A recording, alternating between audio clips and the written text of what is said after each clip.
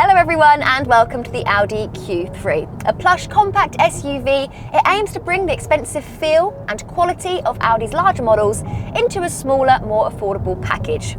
And yes, while the good old-fashioned Audi A3 hatchback is still very much available, many 21st century car buyers prefer that elevated driving position and SUV credentials that the Q3 brings.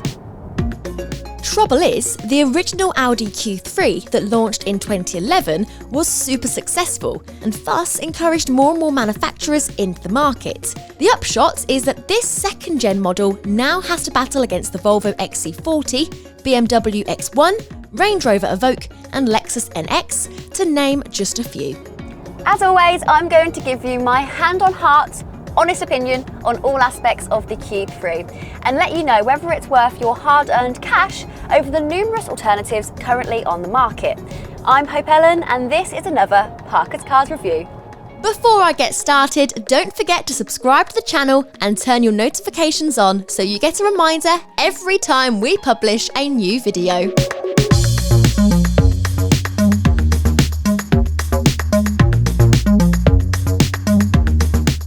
Time of filming, the Audi Q3 is available with 5 different engines, including a 150 horsepower 2-litre turbo diesel and a punchy 245 horsepower petrol plug-in hybrid that we're reviewing here. If you fancy even more power, then there's also a 400 horsepower RS Q3 version that's quick enough to trouble even the spiciest of sports cars. As a rule of thumb, Audi interiors are some of the best in the business, thanks to their logical layout and impressive quality. Admittedly, the Q3 isn't up there with its finest cabins, but it's still a strong effort in a sea of well-appointed rivals. First thing to talk about is the fact there's no analogue instruments at all in the Q3.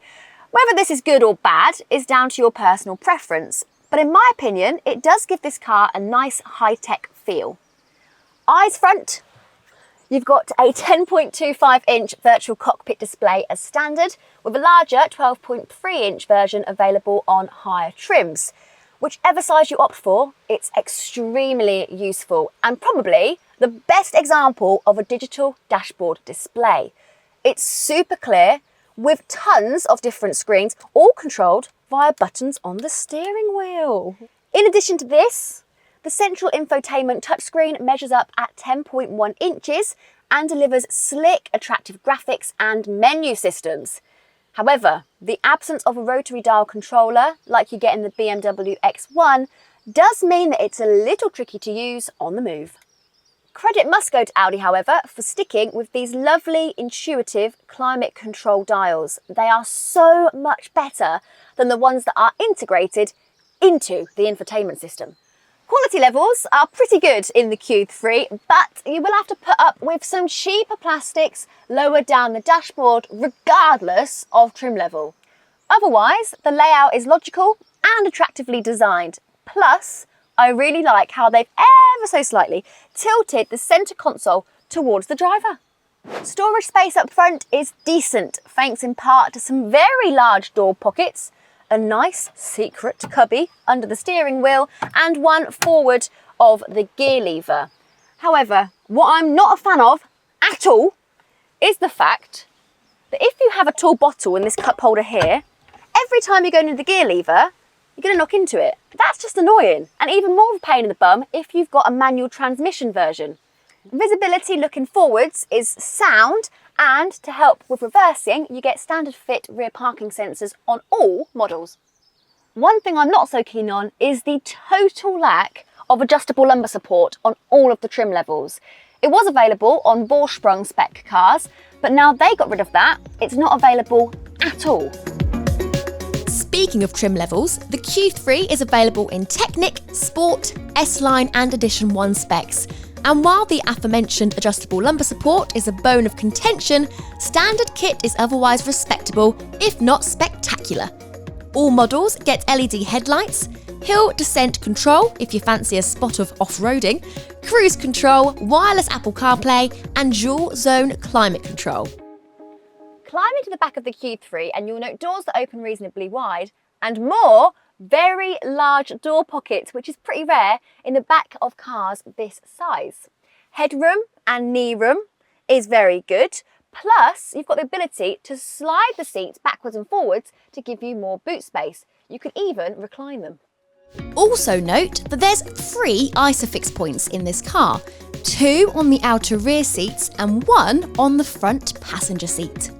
Finally, I would definitely recommend getting the optional storage pack as it's cheap but adds things like storage nets on the back of the front seats, 12-volt socket in the boot and even a hidden compartment under the driver's seat. Ooh.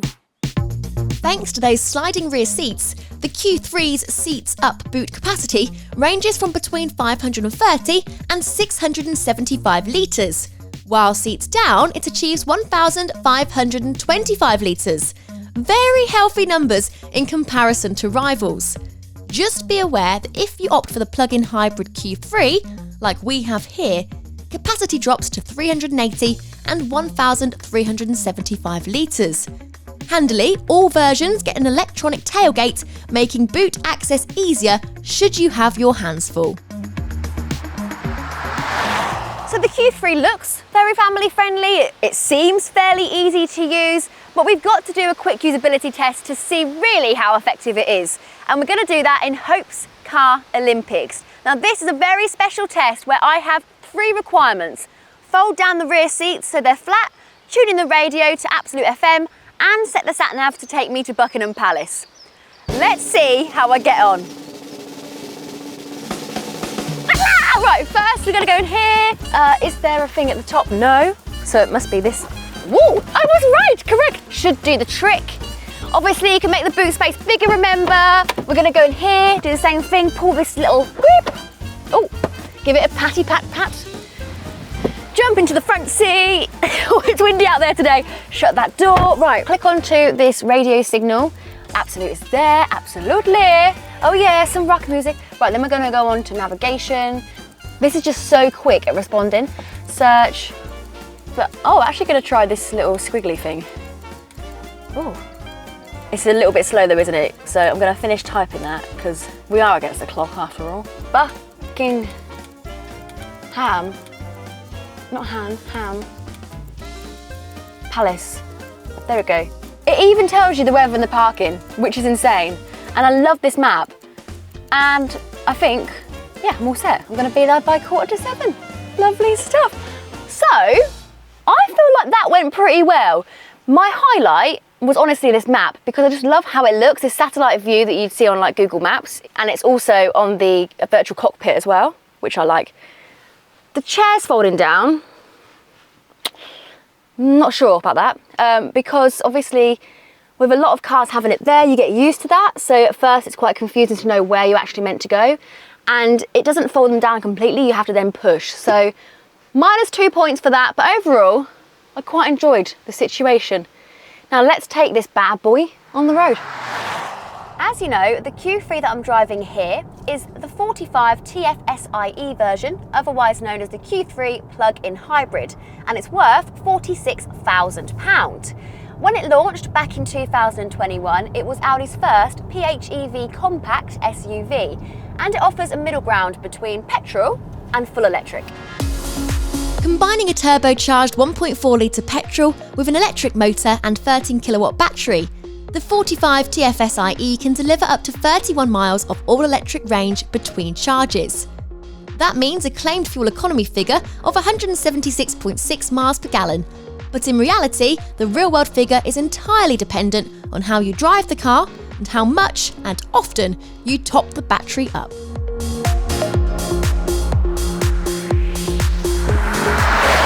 I've got to say, I do like how 1 minute I can be wafting along in near silence, not using a drop of fuel, and then the next I'll be getting power from both motor and engine.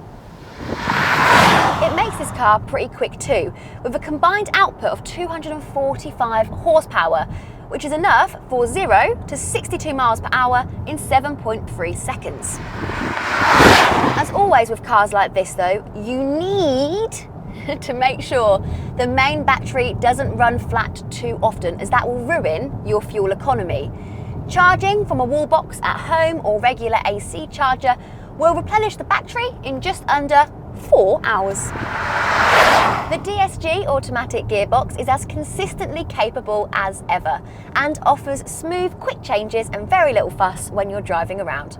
Of course, there is a selection of other engines on offer, as well as manual and quattro all-wheel drive variants should you have that requirement. As for comfort, that largely depends on what suspension the Q3 is on.